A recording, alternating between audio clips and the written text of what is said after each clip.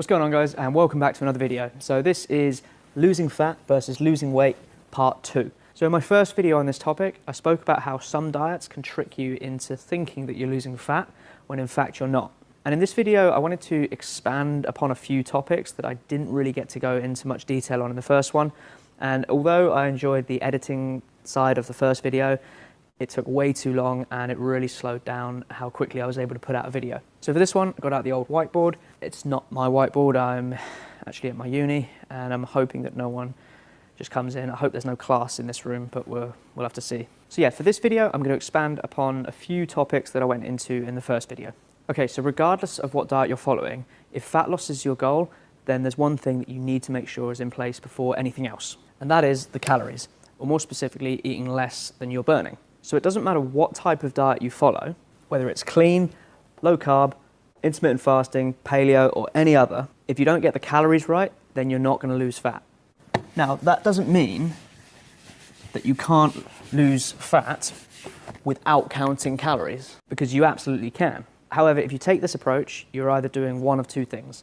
Either you're relying on luck and just guessing how much food you're eating, or some sort of diet plan that says you can eat certain foods, but you've got to avoid others. Now, out of these two options, following a meal plan is probably better than just guessing how much food you're eating and not tracking anything. But by following one of these set meal plans, there are a few issues with it. So the problems with meal plans, it's kind of all of these points put together. You don't really learn anything about how to diet. You're overly dependent on the foods that are on your list. You can't go off track. If you want to go out for a meal or someone's ordering pizza, you can't have that because it's not on your plan. And if you do go out and eat that kind of food, it's considered cheating on your diet. And lastly, you look at food as either good or bad, which again, back to the pizza part, following a meal plan can have you seeing certain foods like brown rice, avocados, or coconut oil as magic when it comes to fat loss. But having a few slices of pizza is bad and is cheating on your diet. So let's say that you follow a meal plan that has you eating 2,000 calories. Now, you don't necessarily know that this meal contains 2,000 calories, but when you add it all together, that's what it equals. So let's say you'd gone from eating your average food and you were eating 2,500 calories before you started this meal plan. When you started the meal plan, you immediately put yourself into a deficit. So if that's the case, you're going to lose weight successfully. Unfortunately, this person is now a prisoner of their meal plan. They know that they can lose fat on this plan, but they have no clue what to do if they want to go off track and eat different foods. And as I said, this can lead people to think that the types of foods that they're eating are magical and that's what's causing the fat loss. When in fact, it was just because they reduced total calories, even if they didn't realize. Now, there's nothing wrong with a meal plan, but you should still know how many calories you're eating. That way you can learn good habits. You won't have a problem switching foods around when things get boring. And because you're less restricted on your total diet, because you know what you could swap around, you're more likely to stick to the diet. The more restrictive the diet is, the harder it's going to be to actually stay on it. Okay, so the next thing I wanted to talk about is low carb diets or keto diets. And the reason I chose these two is not because I'm singling them out, but because these diets, out of all the ones you can follow, are the ones that are more likely to trick you into thinking that you're actually losing fat. So when you follow a low carb or keto diet, you're going to lose weight very quickly. But I've spoken about this before in some of my other videos. When you drop carbs from your diet, your body is going to drop its glycogen as well. And because glycogen, every gram of glycogen comes with about 3 to 4 grams of water, when you drop carbs out of your diet, you're going to drop glycogen, you're going to drop a lot of water as well. You ever seen people claim that they've lost 5 to 10 pounds in a week from dieting? Yeah, you don't lose fat that quickly. What's happened there is they've probably just lost water weight. Again, as I touched on in my previous video, losing weight shouldn't be the goal. Losing fat should be the goal. So there's nothing inherently wrong with a low carb or keto diet. If following one of these diets causes you to eat less calories and put yourself into a deficit, then that's absolutely fine for fat loss. But that's the point, you still need to be in a calorie deficit to lose fat. Just removing carbs isn't going to cause you to rapidly drop fat. So to quickly round off low carb and keto diets, they are perfectly fine. However, they are not necessary for fat loss and they're not superior to a regular diet that would have you reducing calories from a mixture of carbs and fats. And one more thing, is the diet sustainable? Ask yourself this, could you spend the rest of your life not eating carbs or eating very little carbs? If the answer is no, then don't do keto. Don't think, oh, it's okay, I'll just do keto to drop fat and then I'll switch back to what I was eating before, because you're probably just going to regain any weight that you lost in the process. Whatever diet you follow in terms of types of foods needs to be something that's sustainable.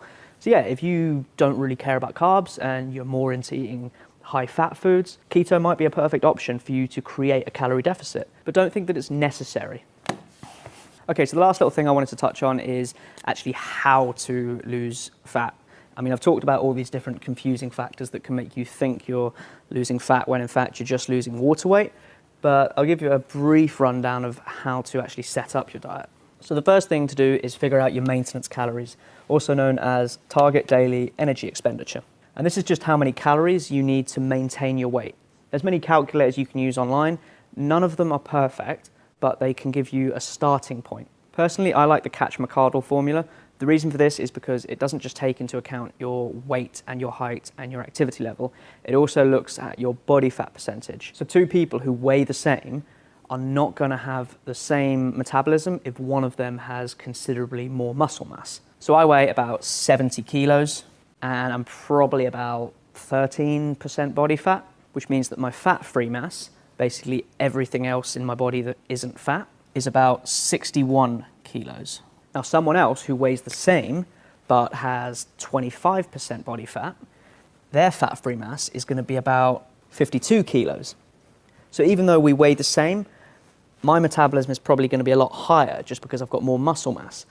So having muscle mass, I won't get into too much, but it does require more energy. It's having muscle is not very efficient in terms of survival. So it does mean you require more calories to maintain that mass. But yeah, find a calculator and stick to one for a couple of weeks and see what happens. If you're gaining weight by eating at that amount, then it probably means your metabolism is actually lower than the calculator told you. And if you're losing weight, then your metabolism is actually higher. It does require a bit of trial and error, so find a calculator, pick a number and test it out until you figure out your maintenance. Eventually, you don't even need to use a calculator because you just have a rough idea of what your maintenance calories is. For example, I know from tracking for so long that my maintenance calories are about 2,500 to 2,600. So if I want to lose fat, I have to eat less calories than that. It's also important to note that even if you eat at your maintenance, your body weight can still go up and down. But as I spoke about in the last video, this doesn't mean you're necessarily losing and gaining fat. It's more down to fluctuations in things like water weight and how much food is in your system. Which is why getting excited when you lose 5 pounds in a couple of days isn't really the best idea, because you're not going to lose 5 pounds of fat that quickly. So first thing for fat loss, eat in a calorie deficit. And I know a lot of people aren't going to like to hear this, but it probably means you're going to have to track how many calories you're eating. And it's really not difficult. I know a lot of diets these days sell you on the fact that, oh, you can follow this diet and you don't have to track anything, no counting calories, as if it's such a burden. Like, I can understand 10, 15 years ago when you'd have to write it down in a diary, but there's so many apps available that it makes it so easy. The most popular one, MyFitnessPal, even lets you scan the label. So as long as it's got a barcode on it, which pretty much every food does, you can just scan the label and type in what you've had for the day. I honestly think throughout my day, I probably spend between 5 and 10 minutes spaced out throughout the day. So it's really not difficult and it makes it so much easier to lose fat. The big reason I think everyone should track their calories, at least for a while, is because most people have no clue how much they're actually eating. Anyway, little rant over. So how much of a deficit should you create? Personally, I like to eat at a 20 to 25% deficit. So for my maintenance at 2,500, that would mean I would start a fat loss period at about 2,000 calories. By doing this, I'm being quite aggressive with it, but not reckless, so I'm not putting myself onto some sort of crash diet. If you create too little of deficit, then you're not really going to see noticeable results and it's going to prolong the period that you have to diet for. But if you create too large of a deficit, then you're going to feel like shit for starters, you're going to be hungry all the time, and eventually your metabolism is going to catch up to how much food you're eating, and then you've got nowhere to decrease calories further. So yeah, 20 to 25% deficit below your maintenance. The next thing you want to do is track your progress.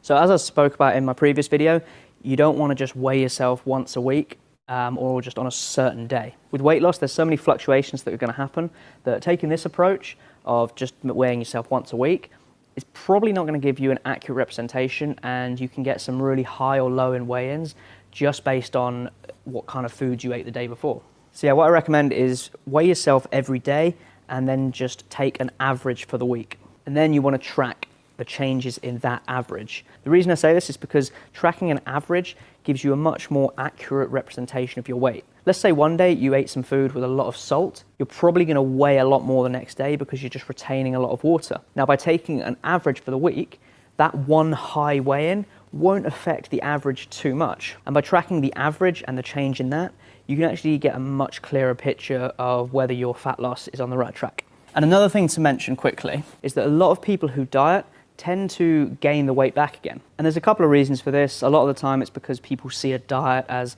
a short period of time where they just go on a diet and then after that they can go back to their old habits. You go back to your old habits, you're probably going to go back to your old body weight as well. But another thing is people don't anticipate how much their metabolism is going to change. Let's say someone started a weight loss journey and they were quite overweight to begin with. Now, even though this person might not have much muscle mass, they could still have a maintenance of 3,000 calories. Someone who's carrying around a lot more weight is going to require a lot more calories for them to do so. Now, let's say this person does a successful diet over several months, and let's say they lose 25 kilos of body weight, which is about 55 pounds.